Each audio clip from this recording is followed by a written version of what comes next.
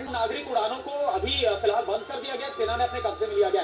अगर यहां से लेकर हम यहां पंजाब हरियाणा का जो और ये राजस्थान तक का अगर एरिया देख रहे हैं तो यहां पर भी हमें कोई फ्लाइट मूवमेंट नजर नहीं आ रहा है। देखिए, हमारी फ्लाइट मूवमेंट इसलिए नजर नहीं आ रही है क्योंकि स्ट्राइक हमने किया था, और जब हमने स्ट्राइक किया था तो उसमें दरअसल अलग अलग जगह से हमारे फाइटर जेट ने उड़ान भरी थी, और जब हमारे फाइटर जेट उड़ान भर रहे थे तो उस वक्त हम लोगों ने सिविलियन एयरलाइंस को मना कर दिया था उस एयरपोर्ट पे उतरने से या वहां से टेक ऑफ करने से।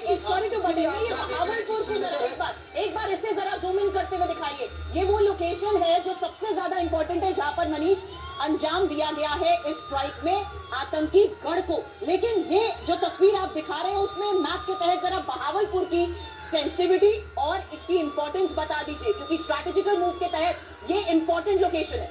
देखिए, सबसे बड़ी बात तो सबसे इंपॉर्टेंट बात ये है कि इस सीमा से ये दूरी 100 किलोमीटर है, तो 100 किलोमीटर अंदर जाकर घुसकर मारा गया है। बिल्कुल, इसकी सबसे बड़ी बात है। दूसरा, यहाँ पर जैश का हेडक्वार्टर है, तो इस जैश के हेडक्वार्टर को जब टारगेट किया गया तो कितनी तबाही हुई है वो भी। और मनीष भाई तो हम बार बार बोल रहे हैं 65 में तो यहाँ तक गए थे, लेकिन इस बार और अंदर चले गए 100 किलोमीटर अंदर। हाँ बिल्कुल, देखिए 1971 के बाद ये सब। मनीष, रोक रहा हूँ आपको, एक बहुत बड़ी खबर है। मुरीदके में हमले का एक और सबूत आपके सामने।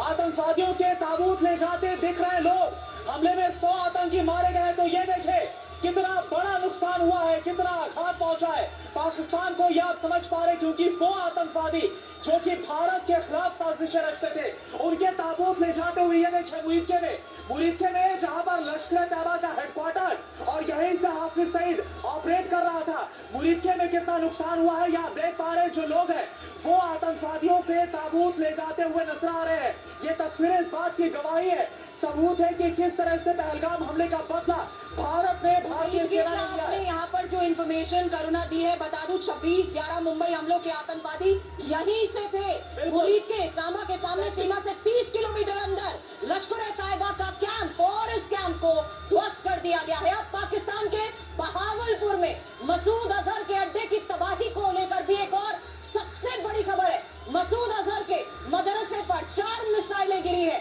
ये स्थानीय नागरिक की तरफ से भी दावा किया जा रहा है। बहावलपुर के स्थानीय नागरिक ने बताया जफराबाद के आसपास भी हमले हुए हैं। बड़ी खबर है। पाकिस्तानी और इंडिया ने जंग शुरू कर दी है। अभी मेरे बहावलपुर सिटी के अंदर मौलाना मसूद अजहर साहब के जो है मदरसा है उसके ऊपर 4 मिसाइल दागे गए हैं। 4 मिसाइलों के साथ हमला किया गया है मौलाना मसूद अजहर साहब के मदरसे के ऊपर। हम अपने फौज पाकिस्तान के साथ खड़े हैं, लेकिन मेरा सवाल है कि हमारी एजेंसीज कहाँ सोई हुई थी, हमारी फौज पाकिस्तान कहाँ सोई हुई थी जब ये हमला हुआ। मुजफ्फराबाद की भी खबर आ रही है कि मुजफ्फराबाद वाली साइड पे भी ये अटैक हुआ है, लेकिन सबसे पहले मेरे बहावलपुर सिटी के अंदर अटैक हुआ है ब्लास्टिक मिसाइल के साथ। उन्होंने हमला किया है मौलाना मसूद अजहर साहब के मदरसे के ऊपर। 4 मिसाइल मारे गए हैं। अभी ये कहना कबल वक्त है कि गोया कितनी सच्चाई है इस खबर के अंदर, किस साइड से ये मिसाइल आए हैं ये अभी कंफर्म होना बाकी है, लेकिन ये कंफर्म न्यूज है कि उनके मदरसे के ऊपर 4 मिसाइल मारे गए हैं। और देखिए